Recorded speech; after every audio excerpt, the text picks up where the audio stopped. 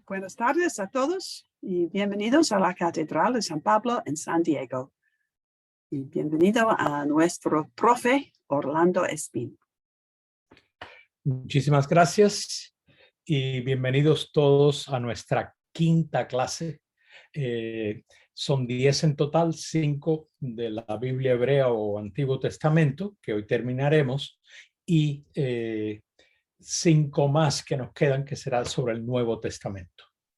Entonces, hoy vamos a hablar sobre el libro de los libros de la sabiduría. Si tienen alguna pregunta, por favor, recuerden siempre ponerla en chat. Y si no, pues entonces ustedes se la escriben a sí mismos y la preguntan la semana que viene. ¿Ok?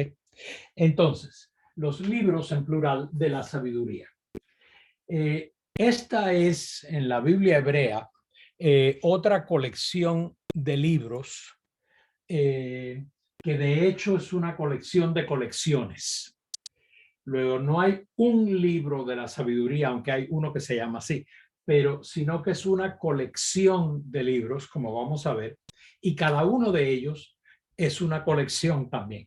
Entonces, es una colección de colecciones. Todos estos libros fueron escritos en épocas diferentes, por autores diferentes, con temas diferentes y con estilos diferentes. Entonces uno se puede preguntar, ¿y por qué es que están todos bajo este rótulo, este letrero de sabiduría? Porque todos tienen en común la intención de reflexionar sobre temas que son muy importantes para la vida humana y temas que son a veces muy desafiantes para la vida humana. Y no solamente para quienes fueran judíos, sino para cualquier ser humano. Vamos a ver que incluso hay un libro que probablemente no fue escrito por un judío. Así que vamos a ver estos libros de sabiduría. Los libros en este grupo, son el libro de Job, el libro de los Proverbios, el libro que se llama Eclesiastés o Kohelet. Kohelet sería el nombre en hebreo y Kohelet significa el predicador o el que congrega a una comunidad para predicarles. ¿Okay? El libro también que está aquí es Cantar de los Cantares. Está el libro de Ruth, el libro de las Lamentaciones, el libro de Esther y el libro de los Salmos. Sin embargo, si usted va a algunas Biblias, a muchas de ellas, lo que es más, también va a encontrar que hay otros libros que no están entre estos. Y libros que hoy en día no aparecen en la Biblia hebrea. La Biblia hebrea actual no contiene otros libros de sabiduría que no sean estos. Y la pregunta que uno tiene que hacerse es ¿por qué? Bien. El templo en Jerusalén lo destruyen los romanos porque hubo una sublevación de los judíos contra el Imperio Romano. El Imperio Romano destruye a Jerusalén ciudad y al templo de Jerusalén. Lo destruye en el año 70 de nuestra era. Y más nunca se volvió a reconstruir. Luego, si usted va a Jerusalén hoy de visita, lo que va a ver son las ruinas del templo que fue.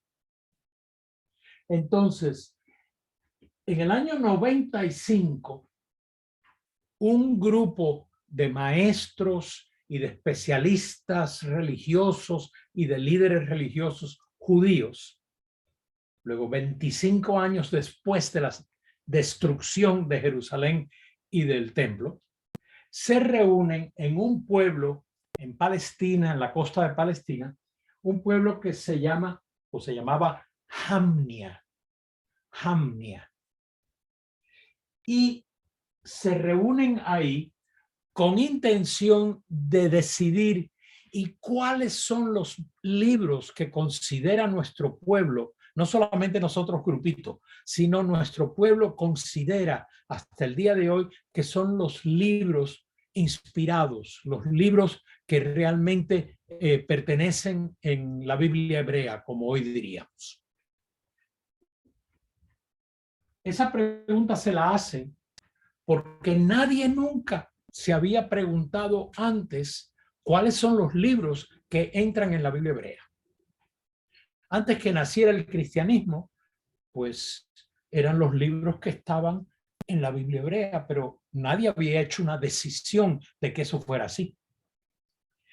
Cuando nace el cristianismo, muy pronto el cristianismo sale de Palestina, sigue entre el mundo judío, pero de la diáspora fuera de Palestina, y allí también tienen la Biblia hebrea, lo único que traducida al griego. Luego, cuando comienza esta reunión en Jamnia, lo que se llama el concilio de Jamnia, ya el cristianismo tenía alrededor de 60 años de existencia, 60 años de existencia. Y la Biblia hebrea que los cristianos en esas primeras generaciones usaban comúnmente era la traducción al griego de la Biblia hebrea. En Palestina usarían la hebrea todavía en idioma hebreo, pero en el mundo cristiano y entre judíos fuera de Palestina usaban una traducción, porque no leían hebreo, usaban una traducción griega. Y esta traducción griega había sido hecha por, dice quienes cuentan esto, que eran 70 traductores judíos traduciendo sus libros sagrados, y por eso a esta traducción griega se le ha puesto de los 70, o en español el Septuaginto. Entonces, en el Septuaginto aparecen también, pero no en la Biblia hebrea actual, sino en aquella traducción que precede al cristianismo, que es anterior al cristianismo. Aparecen Tobías, Sabiduría, Eclesiástico, que también se llama el libro de Sirac, Judith y los 2 libros de Macabeos. Pero nadie había hecho una decisión oficial en el mundo judío anterior a Cristo, sino que existía la Biblia en idioma hebreo y la Biblia traducida, esta hebrea, traducida al griego, el Septuaginto. ¿Okay? Y así sigue. Hasta el año 95, como vimos, en que entonces un grupo de maestros y de líderes religiosos judíos se reúnen en Jamnia y dicen, estos son los libros que van a quedar en la Biblia hebrea. Y básicamente lo que hacen es, si el libro no se escribió originalmente en hebreo, no puede estar en la Biblia hebrea, en la Biblia judía. Había otras condiciones, pero básicamente esa. Lo cual deja fuera un grupito de libros. Aunque también hay algunos que se escribieron demasiado recientemente para ser considerados tradicionales.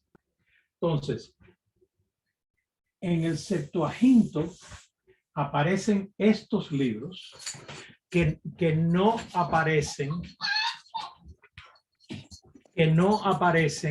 en la Biblia hebrea, lo que sería el Antiguo Testamento judío, no aparece en la Biblia hebrea. Entonces, es muy importante que nos demos cuenta que en algunas Biblias cristianas de hoy en día aparecen estos libros, pero en algunas Biblias cristianas no aparece. Y les explico ahora por qué esa diferencia. Ya ven por qué tuve que cambiar. Tu niña asistente. sí, ella tiene que venir a aprender Biblia también. Entonces, y tiene un hermano. No sé si lo pueden ver ahí, lo pueden ver. Entonces, ella se llama Elisa y él se llama Pepe. Entonces, después de las reformas, ya ni sé cómo escribir en español yo, de las reformas del siglo XVI, la reforma luterana, la reforma anglicana, etcétera, la calvinista. Después de las reformas, nada más que se aceptan todos los libros o algunos de estos libros en algunas iglesias, y ahora me explico. Lutero, cuando iba a traducir la Biblia del hebreo al alemán, lo que hizo fue ir, porque no existían en el mundo medieval traducciones en hebreo que no fueran en sinagogas. En las iglesias lo que se usaba era el latín.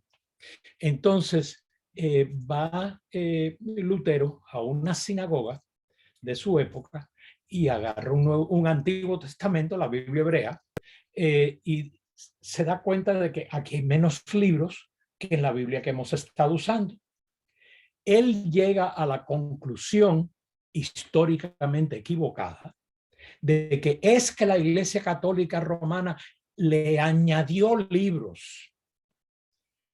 No, de hecho, lo que históricamente sucedió fue que en aquella reunión en Jamnia, en el año 95, los académicos y líderes religiosos judíos le quitaron libros a lo que era la Biblia hebrea en ese momento por unos criterios de que ellos decidieron que así iba a ser. Y el mundo judío ha aceptado esa Biblia desde siempre. Entonces, el mundo de las iglesias católicas en comunión con Roma han aceptado los libros que ya vimos de la sabiduría y estos libros que aparecen en el Septuaginto, pero no aparecen en la Biblia hebrea actual. Luego, todas las iglesias en comunión con Roma. Algunas iglesias anglicanas también aceptan estos o algunos de los libros. Algunas de las iglesias veterocatólicas que se separaron de Roma en el siglo XIX también aceptan algunos y no otros. Sea como sea, estos se les llama normalmente los deuterocanónicos. Algunas Biblias dicen apócrifos, pero esa palabra, Penny y yo estábamos discutiendo esto antes de comenzar. La palabra apócrifos como que sugieren falsedad. Y eso es un poquito muy fuerte porque de eso no se trata aquí, sino que son secundariamente canónicos, secundariamente en el canon de la Biblia. La palabra canon lo que quiere decir es la lista oficial de libros que están en la Biblia. Lo que pasa es, como ya les decía, antes del año 95, en el mundo judío, nunca se había hecho una lista oficial, un canon oficial establecido de que estos y solamente estos son los libros del Antiguo Testamento. En el mundo cristiano que ya existía, se aceptó la traducción griega, el Septuaginto, en su totalidad. Y por lo tanto nadie se preocupó de que los judíos decidieron en ese mundo del principio del cristianismo, para ellos era, pero si ya se va a acabar el mundo pronto, lo que decidan los judíos no tiene que ver con nosotros, no nos obliga a nosotros ahora. Y eso es muy, muy importante porque al final de cuentas, la razón principal por la que hasta el día de hoy el cristianismo sigue funcionando como si no fuera un modo de ser judío, es lo que decidan los judíos después de Cristo ya no es obligatorio para nosotros. Como Jamnia vino en el año 95 de nuestra era, entonces no nos afecta. Vaya usted a decirle a Pablo vaya usted a decirle a todos los primeros cristianos que lo que ellos consideraban escrituras, algunos a los 60 años van a no ser considerados por los judíos. Y Pablo y compañía le dirían, pero ellos decidirán lo que ellos quieran, pero la que nosotros hemos aceptado siempre como la Biblia hebrea incluye todos estos libros. Pero cuando va Lutero y agarra una Biblia, toma una Biblia en el siglo XVI, él no sabe de la existencia de esa reunión de Jamnia. Él no sabe toda esa historia. Nadie lo sabía, excepto los judíos. Entonces, ahí entran toda una cantidad de otras opciones de que, esto fue porque los católicos romanos añadieron libros o lo hicieron. De eso no se trataba. ¿Okay? Uno puede estar en acuerdo o en desacuerdo, pero no tiene que, con el que está en desacuerdo, de decir esto fue por maldad. Ignorancia quizás, pero maldad no. ¿Okay? Entonces, vamos a ver los libros que aparecen en los libros de verdad de la colección de colecciones de sabiduría, no los deuterocanónicos, sino los que toda Biblia cristiana y toda Biblia judía va a considerar. El primero, porque es el que aparece primero, pero no porque haya sido el primero en escribirse, es el libro de Job. Job es un personaje, no un ser humano histórico. No existió un señor Job. Es un personaje. Y este libro se escribió después del exilio judío en Babilonia. Cuando digo exilio hoy, acuérdense que estoy refiriéndome al exilio en Babilonia y que fue alrededor del año 587 antes de Cristo. ¿Okay? Entonces, y duró 70 años. Entonces, fue escrito después del exilio. Job es presentado como una persona, aunque era un personaje, pero fue presentado en el libro, es presentado en el libro como un no judío. Un no judío que nunca se convierte al judaísmo. Un no judío, sin embargo, que siempre fue muy hospitalario, y la hospitalidad era una virtud esencial en ese mundo, muy hospitalario, muy honesto, muy bueno. Y sin embargo, Job el personaje se siente como que Dios lo ha abandonado porque todas las cosas terribles que le pueden pasar. Entonces, el libro es una serie de poemas y de denuncias contra Dios. Y una serie de poemas y denuncias porque Dios, dice Job, lo ha abandonado, le están pasando tantas cosas malas. ¿Y por qué? ¿Por qué si yo siempre he sido bueno? Después de mucho discutir con Dios, Job aprende a que uno no puede comprar la providencia de Dios. Y uno no puede decirle a Dios cómo ser Dios. Luego Job diciendo, mira todo lo que yo he hecho, y mira el bien que yo he hecho, y mira qué mal me tratas. Y Dios lo que le responde es, ¿y dónde estabas tú cuando yo creé el mundo, etcétera, etcétera? Luego Dios le dice, aterrízate, acuérdate que tú eres criatura. Y no es que yo sea dictador, sino que yo sé un poquito más que tú. Yo tengo más corazón que tú. Yo soy más bueno que tú. Así que tranquilízate. Y Job, aunque en el libro no es que aparezca Dios dándonos un argumento que sea irreversible, no. Es un libro de sabiduría. Job aprende a darse cuenta, mira pues, yo tengo que aprender a vivir con lo que no tiene respuesta quizás. Yo tengo que vivir con preguntas quizás a las que no voy a resolver. Pero tengo que confiar que Dios sabe lo que está haciendo. ¿Okay? El otro libro que aparece aquí en los libros de sabiduría en todas las Biblias es el libro de los Proverbios. Se escribió alrededor, se juntó ya en su forma básicamente como la que tiene, en el siglo 6 o 5 antes de Cristo.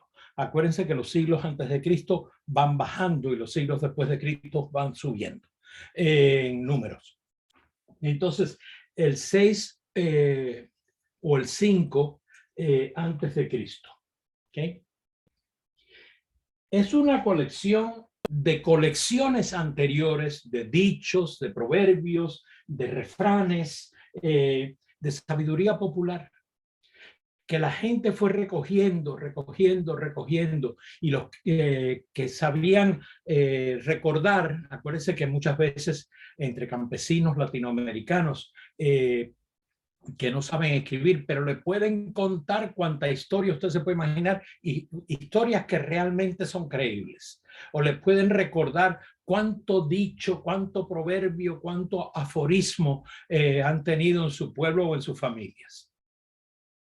Entonces, en el mundo de ellos sucedía lo mismo. Y hubo quien dijo, oye, qué sabiduría tiene la gente, ¿eh? Déjame escribir esto que estoy oyendo. Y poco a poco, varias gente fue escribiendo lo que oían de la gente, de su sabiduría popular, y eso es el libro de los Proverbios, que tomó quizás un siglo, quizás un poquito más, en poder hacerse.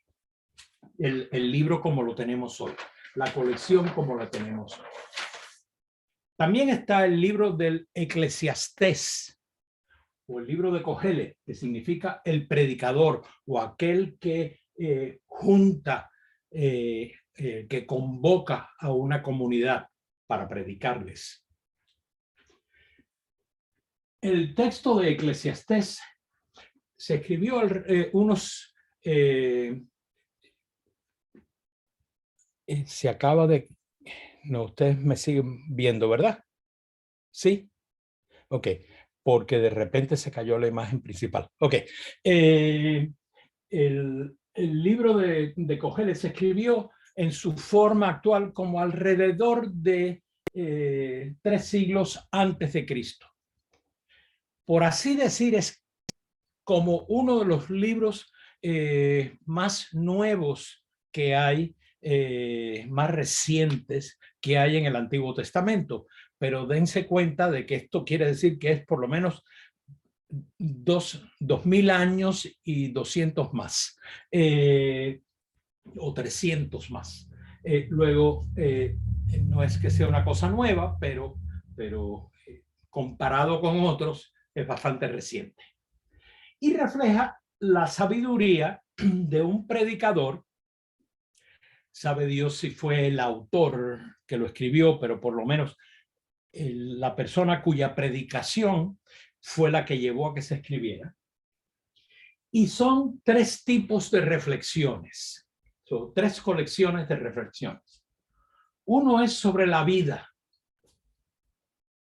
reflexiones sobre la vida. Y si ustedes lo leen, ustedes verán que el autor va por todas partes, pero el primer tercio del libro es reflexiones sobre la vida. El segundo tercio, la segunda de 3 partes, es decir, y esa gente que cree que la vida es sobre esta otra cosa, está equivocada. Luego, la segunda parte de este libro lo que dice es que hay otras reflexiones sobre la vida que están equivocadas, y dar sus razones para decir eso. Y el final, el tercer tercio de este libro, nos habla sobre lo que es importante en la juventud y lo que es importante en la vejez. Así que el que esté entre juventud y vejez, no hablan de ellos en esta tercera parte. Luego, lo importante que las cosas importantes en la juventud y en la vejez. ¿Okay? Y si uno se pone a pensar, muchas veces todo en la vida nos va dirigiendo a cuando no se es ya ni joven ni viejito.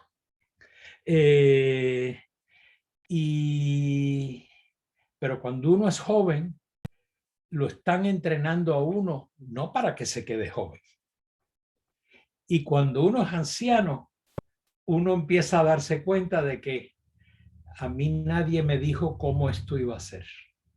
Luego, toda la formación en familias, en escuelas, en sociedad, normalmente van para ese trozo que es el más grande, en el medio, desde que uno deja de ser joven y antes que uno sea anciano.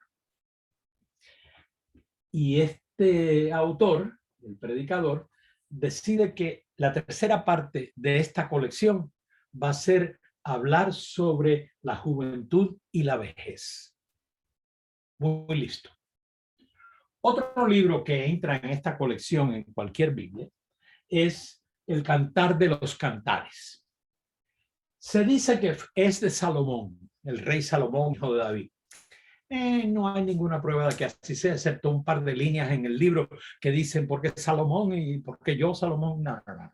Es igual que si yo agarro la Declaración de Independencia y digo yo Orlando, digo, ay, por favor, no hay quien me crea.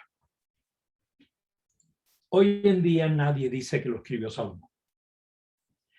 Pero sí es el Cantar de los Cantares, una colección de cantos al amor y sobre el amor. Entonces, muy interesante.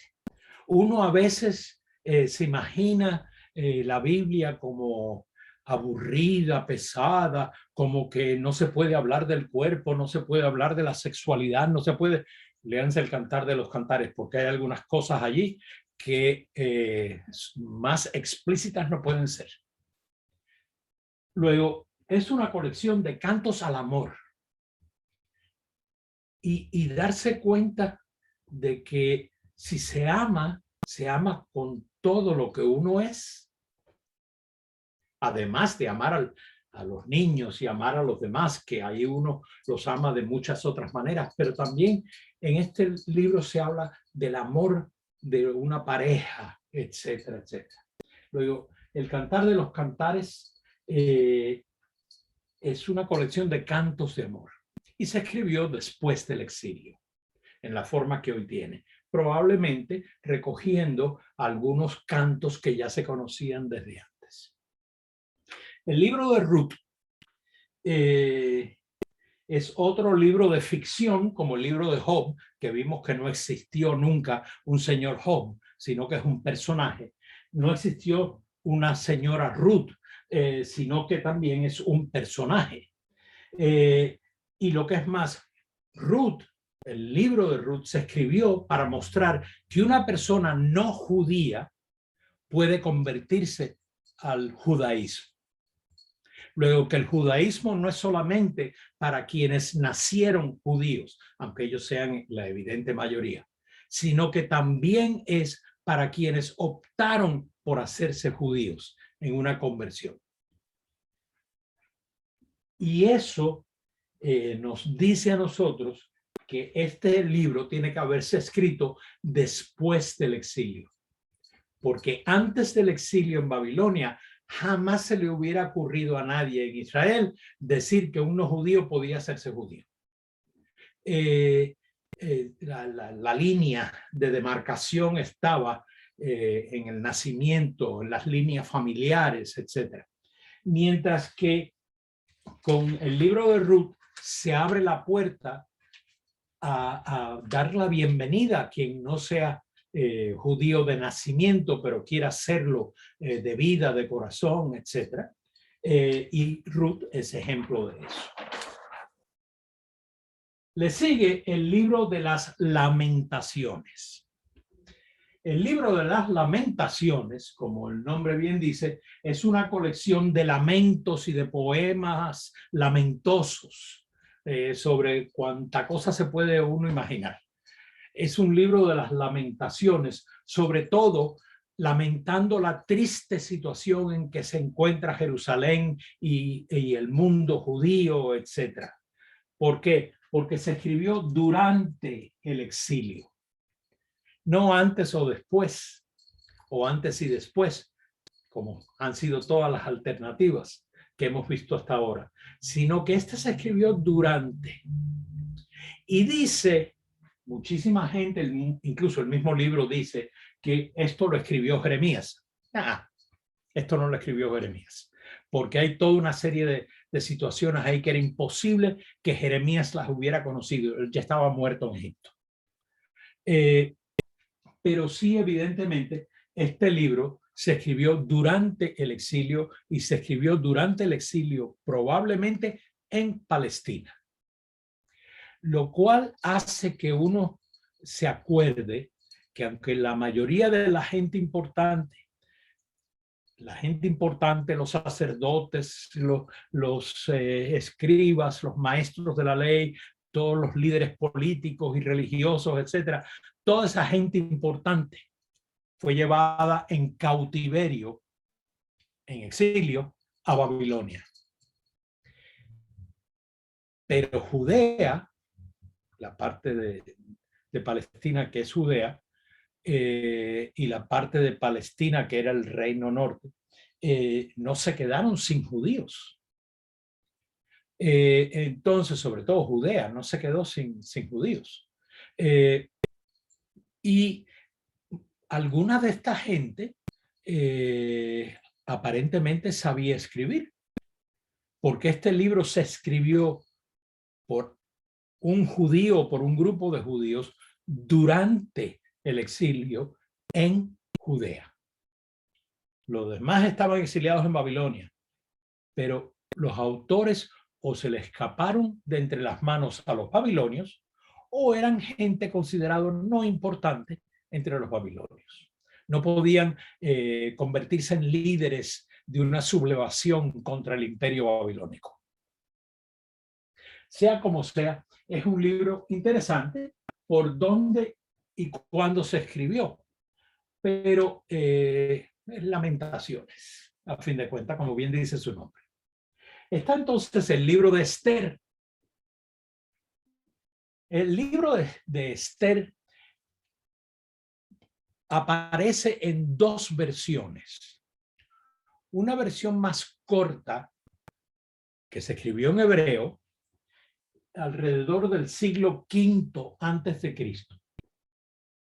Y una versión griega, que es una traducción de la versión hebrea, pero con partes añadidas, que es una traducción griega que es más larga y que es de alrededor del siglo II antes de Cristo, luego 3 siglos después de la versión hebrea. La Biblia hebrea actual, que es la que nos viene de Jamnia y de aquella reunión, nada más que acepta el texto hebreo, mientras que la mayoría de las Biblias que aceptan el Septuaginto y los deuterocanónicos, etcétera, acepta también toda la versión más larga, porque ya se usaba en tiempos de Jesucristo. Entonces, y es básicamente el libro de Esther, un libro que cuenta la liberación del pueblo judío del cautiverio de Babilonia. ¿Okay? Y Esther se convierte en reina en Babilonia. Bueno, en fin. Finalmente, el libro de los Salmos. El libro de los Salmos es una colección de 5 colecciones. Y todas estas colecciones datan del siglo X antes de Cristo, con una pequeña variación que se añadió en el siglo III antes de Cristo. ¿Okay? Dicen algunos salmos, y dice mucha gente también, que estos salmos fueron escritos por David o por Salomón o por Salomón, etcétera. Y sí, algunos dicen Salmo de David. Pero el Salmo de David no comienza con Salmo de David, comienza con el versículo que le sigue. Entonces, que puede haber habido algún texto de estas canciones escrito o inspirado por David o por Salomón? Sí, pero también por mucha otra gente. Entonces, se desconocen los autores de la inmensa mayoría de ellos, incluso de todos. Entonces, aunque sí, qué lindo si se hubiera inspirado todo en lo que cantó David, pero no hay modo de probarlo. Y en el mundo del estudio de Biblia, 2 y 2 tienen que dar 4 aquí y en todas partes. Y cuando no se sabe, pues se dice, pues no se sabe. Pero nunca va a dar 22. 2 y 2 nunca va a dar 22. Ay, pero es que sería tan bonito. Sí, sí, sí, sería tan bonito, pero resulta que no se sabe. Entonces, el libro de los Salmos son 5 colecciones de cantos. La mayoría de ellos del siglo X antes de Cristo, con una pequeña variación en el siglo III antes de Cristo. Y eran cantos que cantaba la gente en el templo, en la sinagoga, etcétera. Cantos que tenían una función religiosa, como los himnos que cantamos hoy en nuestras iglesias. ¿Okay? Y esos son los libros canónicos, los que están en las listas oficiales. Que hay entre iglesias cristianas algunas variaciones de esos otros libros que yo mencioné, los deuterocanónicos o apócrifos. Sí, pero eso, si usted se pone a leerlos, es muy poco lo que contribuyen. Luego, si faltaran, nadie se dejaría de ser cristiano ni nadie dejaría de ser judío. Entonces, con esto básicamente vamos a terminar nosotros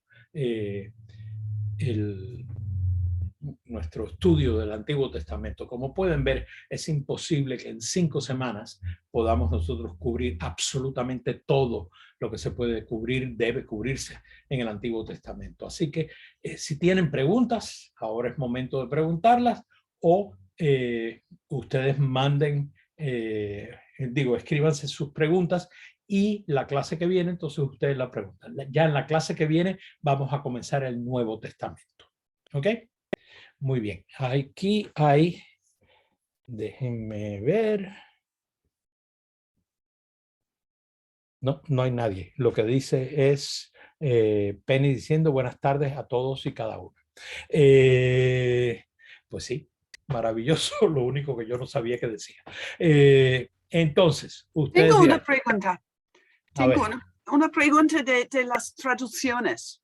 ¿Cuál traducción en español es lo mejor para estudiar o para proclamar? La mejor traducción es la que se llama Biblia Latinoamérica o Biblia Latinoamericana.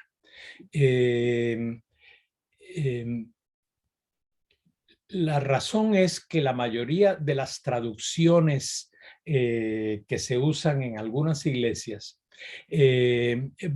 son casi adaptaciones de traducciones del siglo XVI. Entonces, como que no es algo radicalmente nuevo en castellano del día de hoy. La Biblia latinoamericana es la que trata de hacer eso. Hay otras también, está la Biblia de nuestro pueblo, etcétera, etcétera. Pero para estudiar la Biblia latinoamericana está muy bien traducida. Es una traducción católico-romana, pero si usted no quiere leer esos libros que aparecen en esa Biblia, usted lee los libros que aparecerían en su Biblia, si no quiere leer los deuterocanónicos.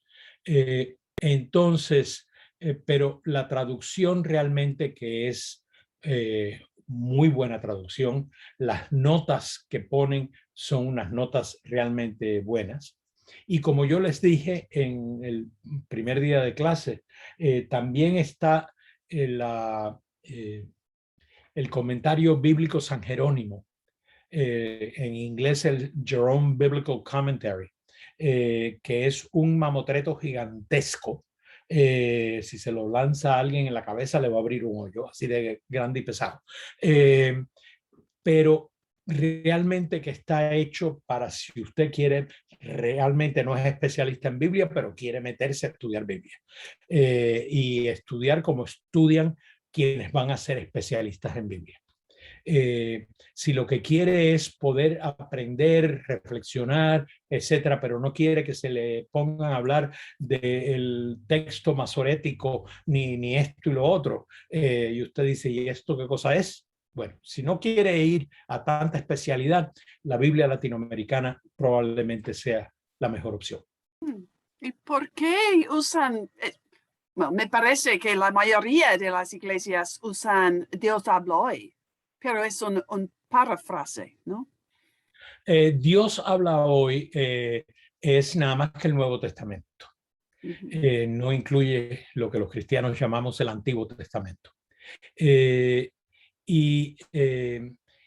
Por lo menos que yo sepa, no sé si habrá salido ahora más recientemente una edición más nueva, pero es muy buena traducción, pero es una traducción hecha para más que nada para cuestiones pastorales, con intenciones pastorales, que no tienen nada que ver, no hay nada malo en eso, pero si usted lo que quiere es una Biblia que realmente le ayude a entender lo que dice el texto y no necesita usted un maestro que se lo esté explicando, la Biblia latinoamericana es ciertamente la mejor hasta el momento en castellano. En España han hecho creo que se llama la Biblia de nuestro pueblo, pero no estoy seguro. No puedo verlo porque estoy demasiado lejos. La Biblia de nuestro pueblo, ese que mostró Salvador.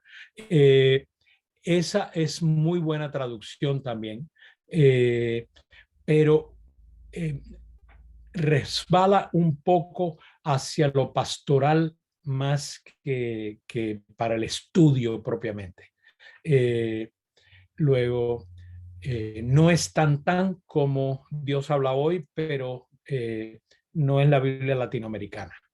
Entonces, pero de hecho, si usted tiene un comentario que está siguiendo, como el San Jerónimo, etcétera, y hay otros, la Biblia de nuestro pueblo, la Biblia latinoamericana, e incluso Dios habla hoy, mientras usted esté consciente de que está leyendo traducciones, no está leyendo los textos originales. Y quien traduce, gústenos o no aceptarlo, está interpretando. Y por lo tanto, usted está leyendo lo que alguien con la mejor de las buenas intenciones y con mucha formación bíblica interpretó. Eso uno tiene que guardarlo siempre en mente. Toda traducción es una interpretación. ¿Okay? Yo suelo usar, Orlando, bueno, estaba usando por tratar de ir a lo que a Lutero se le atribuye el trabajo que hizo con la Biblia de uso. Posteriormente, que en inglés se llama King James, la Reina Valera de 1960. Pero es un texto que viene muy directo del hebreo y del griego, muy para estudio, muy académico. A veces los lenguajes no son coloquiales en comparación con nuestro lenguaje actual. Y me ha gustado, aparte de la latinoamericana, la versión de Luis Alonso Shekel que les acabo de enviar, del que fue teólogo, el que vivió, el gran teólogo Luis Alonso Shekel, biblista, la Biblia del Peregrino, que es la versión de la Biblia de nuestro pueblo. Y me gusta, aparte de la letra grande, pero eso es el tamaño. Más que nada, el lenguaje es bastante coloquial, bastante cercano y tiene comentarios bastante Luis claros. Alonso Shekel en idioma español ha sido en las últimas generaciones probablemente, si no uno de los más brillantes intérpretes de la Biblia, estudioso de la Biblia. Yo nunca tuve la buena dicha de estudiar con él, pero sí, Luis Alonso Shekel era una estrella. Entonces, si él lo hizo, mal no va a estar. La cosa es cuál era la intención de su traducción. ¿Era cuestión para ayudar pastoralmente o era su intención ayudar académica e intelectualmente? Y ahí es donde uno tiene que ver qué es lo que yo quiero. Una Biblia que me ayude a estudiarla o una Biblia que me ayude a vivirla. Evidentemente, la Biblia en última instancia lo que quiere es que la vivas. Pero, de nuevo, como lo que estamos leyendo son traducciones, interpretaciones, en otras palabras, yo siempre a mis estudiantes les digo, ¿cómo se traduce al inglés por si las moscas? Esa expresión en español. For if the flies. Sí, es una traducción muy literal, muy exacta y muy equivocada, porque no es eso lo que significa. Luego, cuando uno está traduciendo, uno quiéralo o no, no está simplemente traduciendo palabras, está tratando de traducir sentido.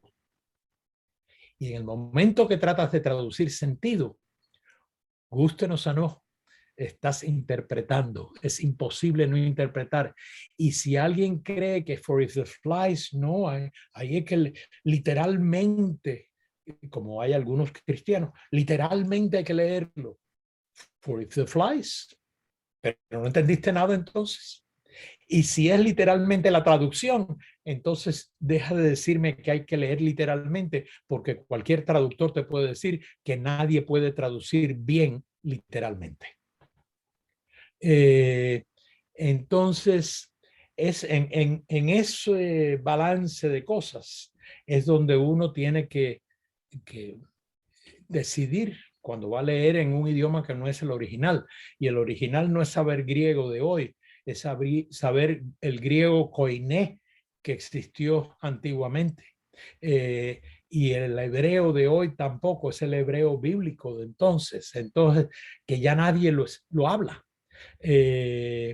Entonces, estamos no solamente haciendo interpretaciones de las palabras y las expresiones, sino que también estamos haciendo interpretaciones de lo que creemos que quiso decirse hace 2000 o 3000 años. Como diríamos en inglés, good luck, buena suerte. Porque es dificilísimo. Gracias, Orlando. Es la razón por qué se escriben un libro de oración común nuevo en español, sentido por sentido, no palabra por palabra. Y tuvimos nosotros una conversación hace poco sobre una de las palabras ahí que hoy en día significa lo que no quiso decir. Pero no, bueno, no vamos a entrar en eso porque no. Espero la nueva edición. Sí. Me dijo el padre Oliver que la nueva traducción trae la palabra que yo sugería. Y me dice, pues, está sugiriendo lo que ya nosotros nos dimos cuenta. Y le digo, gracias a Dios que ustedes se dieron cuenta. Pero sí.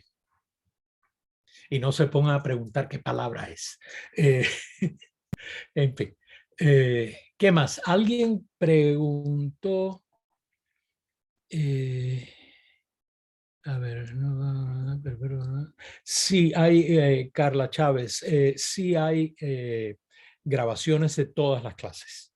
Luego, según van sucediendo, si vas a la página web de la catedral, vas a ver que todas contando con esta, todas las 5 clases están ahí y marcados que esas son las clases de este curso.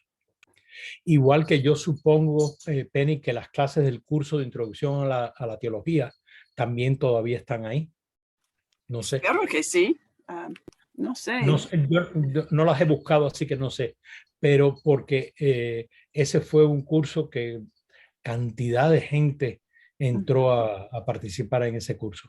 Y en este, pues poquito a poco está creciendo el número. Y así que sí, las clases las vas a tener grabadas. Igual que Hay otra persona, un par de personas en Mexicali que están siguiendo este curso también. Y sí, ya me preguntaron y sí, ya saben que va a estar grabado todo. ¿Okay? ¿Qué otra pregunta? Una pregunta de término, Orlando, porque oímos hablar de los orígenes del hebreo. Cuando se habla del Antiguo Testamento, se habla de la Torá, pero cuando alguien se pone a analizar ya detalle, diferencia Torá del Pentateuco, los primeros libros de la Biblia, y Neví cuando hablan de profetas en el hebreo, Ketubín de los históricos. Entonces, mi pregunta entonces la Torá solamente es el Pentateuco, o cuando decimos de Torá hablamos de todo el Antiguo Testamento? ¿Qué es lo No, correcto? nada más que hablas del Pentateuco. Y específicamente Torah no quiere decir Ley. el Pentateuco, quiere decir la ley. Entonces, no las leyes, aunque haya leyes incluidas, pero la ley, qué es lo que Dios nos pide y a qué se compromete Dios y a qué nos comprometemos nosotros en la elección, en la alianza, etc. Y se considera tradicionalmente, históricamente no, esto es imposible de saberlo, pero se dice que la ley pues fue revelada por Dios a Moisés. Sí, sí, pero mientras entendamos ley como lo que Dios espera de nosotros y nosotros esperamos de Dios por la alianza establecida entre los dos. Pero ya entrar en más detalle que eso, aunque hay algunos detalles que sí se pueden entrar, pero más detalles que eso ya es suponer que Dios dictó, y eso no es lo que se quiere decir con revelación o ni inspiración siquiera.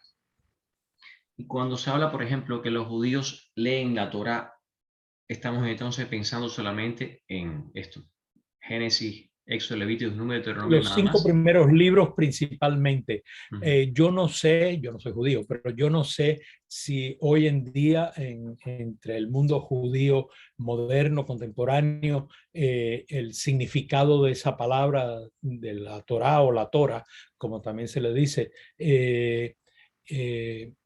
que se haya extendido a toda la Biblia hebrea.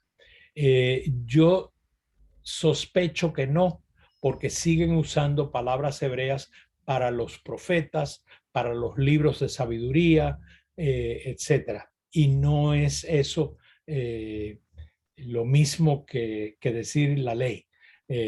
Incluso en el Nuevo Testamento se habla de la ley y los profetas. Luego, yo no sé hoy en día exactamente si hay alguna de las tradiciones judías actuales que considere que toda la Biblia hebrea es la Torá. Es posible, pero no, yo no sé.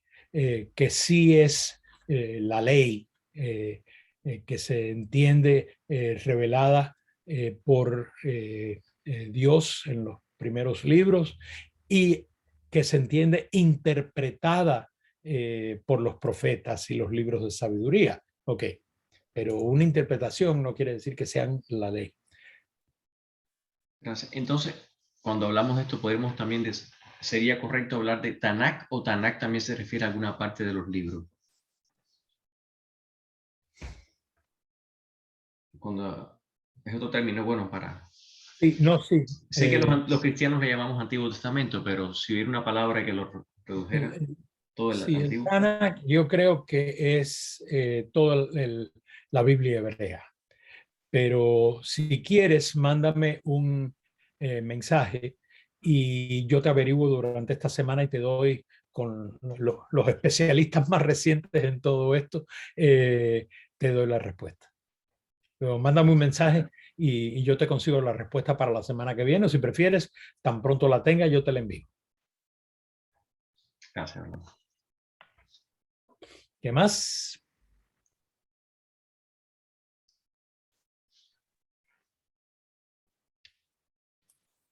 Un montón de gracias, profe. Pues gracias a ustedes y nos vemos la semana que viene para comenzar las 5 semanas del Nuevo Testamento. ¿Ok? Muchísimas gracias.